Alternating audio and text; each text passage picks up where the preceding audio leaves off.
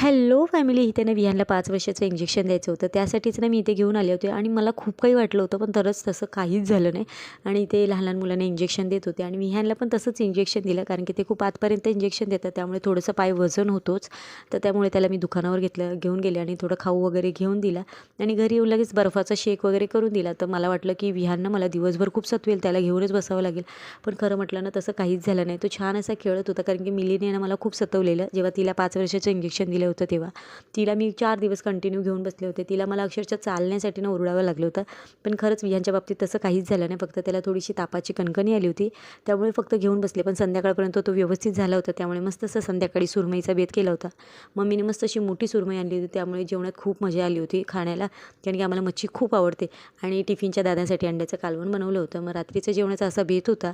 तर रात्री टिफिन वगैरे पॅक करून दिला. मस्त असं किचन क्लीन. तर असा होता दिवस. व्हिडिओ आवडला असेल तर लाईक करा. बाय.